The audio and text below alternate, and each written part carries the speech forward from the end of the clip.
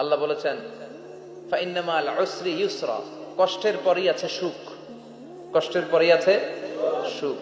আমাদের জীবনে সুখ বেশি, কষ্ট কম।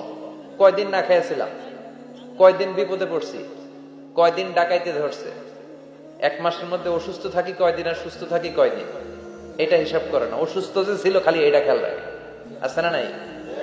তার মানে ইন্না মাল উসরি ইউসরা, দুঃখের পরে আছে সুখ, মোটিভেশন, প্রাণটা আবার উদ্বেলিত হয়ে ওঠে। তাই তো আসলে তো দুঃখের পরে সুখ। এজন্য কষ্ট যখন পাবেন, অসুস্থ যখন হবেন, ওইখানেও আনন্দ করবেন, কারণ সামনে আরাম আসতেছে। সুবহানাল্লাহ পড়েন।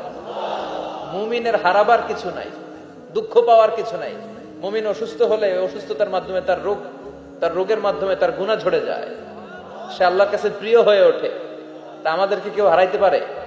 কথা বলেন, আমাদের কেউ ভয় দেখাইতে পারে? মোটিভেশনাল সূরা, সূরাতুল ইনশিরাহ আর সূরাতুদ দুহা। এখানে অনেক হিউজ মোটিভেশন আছে।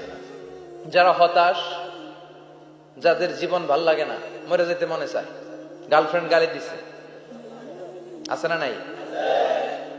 আবার বয়ফ্রেন্ড গার্লফ্রেন্ডের গালি দিছে, এ ওড়না পেঁচায়া ফ্যানের মধ্যে ঝুলে আত্মহত্যা করে।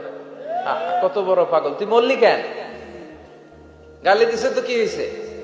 হ্যাঁ, বুঝতে চায় না, হতাশ হয়ে যায়। আর বয়স কম তো, ইচড়ে পাকা, অল্পতে কাবু হয়ে যায়। এই সূরাগুলো পড়ে না। এখানে আশার বাণী আছে। আজকে আমি জানি কথা শোনাবো আপনাদেরকে, শুরুতে আগে সংক্ষেপে বলে দিই। এই সূরার মূল কথা হচ্ছে, মানে সেন্ট্রাল থিম বা সাবজেক্ট ম্যাটার, সূরাতুদ দুহার কেন্দ্রীয় আলোচ্য বিষয় হচ্ছে নিরাশ হবেন না, হতাশ হবেন না, হাল ছাড়বেন না, ভরসা রাখবেন কার উপর?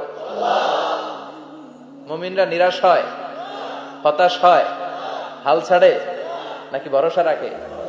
কার উপর ভরসা? কার উপর? না নৌকার উপর,